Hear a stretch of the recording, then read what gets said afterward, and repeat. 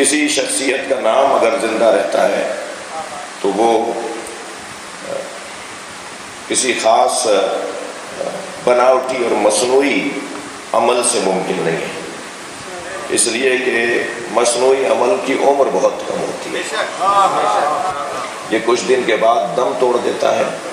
اصلی کوئی اور چیز ہے جس کی وجہ سے تحریکوں کی عمریں لمبی ہوتی ہیں، بانیان تحریک کو یاد کیا جاتا رہتا ہے۔ وہ چیزیں کہ جو اصلی محرک ہیں کسی چیز کی بقا، کسی بھی نظریے کی بقا کی، ان میں سب سے پہلا عنوان ارادہ پروردگار ہے۔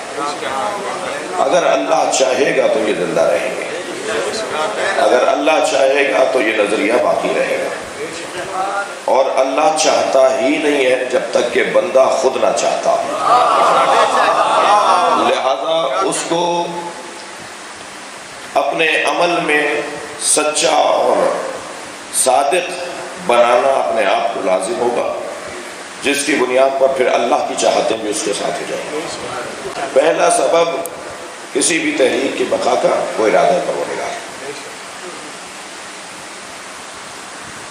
دوسرا سبب خود انسان کی وہ نیت ہے، وہ اس کا کردار ہے، وہ اس کا عمل ہے کہ جس کی وجہ سے وہ زندہ رہتا ہے۔ لہذا خود قرآن میں ہی ہمیں اس کی رہنمائی ملتی ہے، ان الذین آمنوا وعملوا الصالحات سیجعل لهم الرحمن ودا۔ جو صاحبان ایمان اور صاحبان کردار ہوتے ہیں، پھر ان کے لیے رحمان دلوں میں محبت ڈال دیتا ہے۔ یعنی میں اور آپ اگر مومن اچھے ہو جائیں اور صاحب کردار اچھے ہو جائیں تو پھر اللہ کا کام ہے کہ لوگوں کے دلوں میں ہماری محبت ڈالے۔ جب کسی نے میرے معصوم امام مولا امام جعفر صادق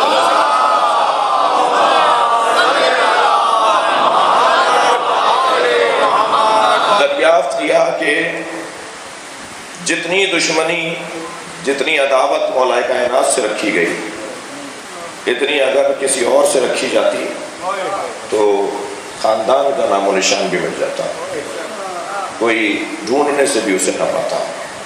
یہ کیا سبب ہے کہ حکومتوں کے بجٹ، خزانے تجوریاں، مال منال، فوجیں، سپاہی، حکومتیں، ریاستیں جس کا نام مٹانے کے لیے متفق تھیں، اس کا نام نبی کے اصحاب میں سب سے زیادہ چلا،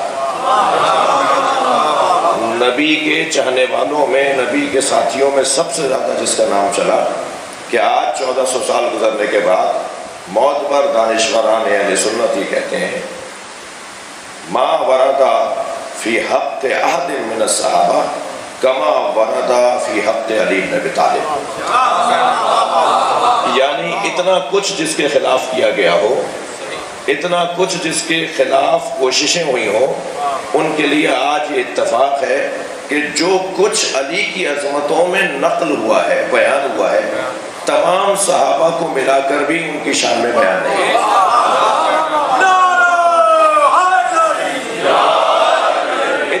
اتنا اہتمام ہونے کے بعد اور اتنا نام باقی رہ جائے، میرے معصوم امام سے سوال ہوا کہ اس کے پیچھے حکمت کیا ہے، تو امام نے قرآن کی آیت تلاوت فرمائی، ان الذین آمنوا وعملوا الصالحات سیجعل لهم الرحمن ودا۔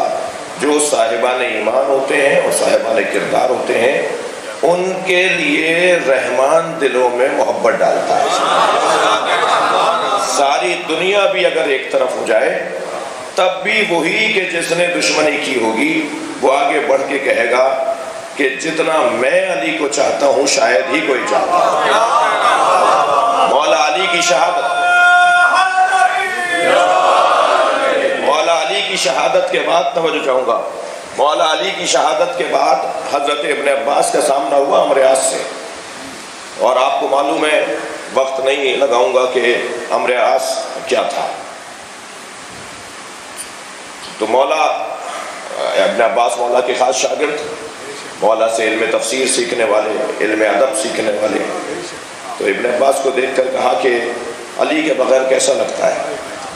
تو ابن عباس کی آنکھوں میں آنسو آ گئے. تو کہنے لگا کہ ذرا کچھ رکو. اپنے سرائے میں یا جہاں قیام تھا وہاں گیا اور ایک صندوق سے ایک کاغذ نکال کر لایا، ایک تحریر نکال کے لایا. اب کھال میں یا کاغذ پر غرض نہیں ہے، ایک تحریر نکال کے لایا اور پورا قصیدہ مولا کی شان میں اس نے پڑھ کر سنایا اور کہا کہ علی کی شہادت پر میں بہت رویا اور یہ سوچ کر رویا کہ ہم نے کیسے انسان کو تکلیفیں پہنچائیں، ہم نے کتنے بڑے انسان کو اذیتیں پہنچائیں. اور میں نے پھر یہ علی کی شان میں قصیدہ کہا. اور اس قصیدے کا موسیٰ کاظم بھائی، اس قصیدے کا مطلع کا مصرع ہے جو عربی زبان کا محاورہ بن گیا. عربی زبان میں ایک محاورہ ہے، وہ اس قصیدے کے مطلع کا مصرع ہے.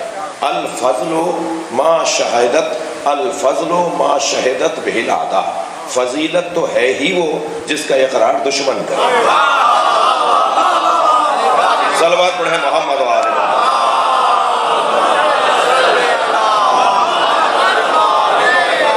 اس سے بہتر و بلند صلوات ہے.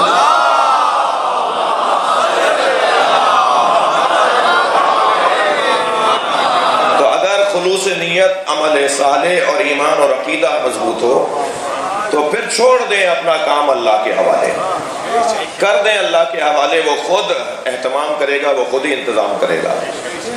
وہ لوگ میوزیموں میں بھی نہیں ملتے جن کے ہاں ایمان نہ ہو اور جن کے ہاں سچائی نہ ہو. اور وہ لوگ دماغوں پر حاکم رہتے ہیں جو مومن نہیں کل ایمان ہو اور عمل صالح انجام دینے والا نہ ہو، بلکہ اس کی ایک ضربت ثقلین کی عبادت پر غالب ہو. پھر اللہ اہتمام کرے گا کہ وہ دلوں پر حاکم ہو.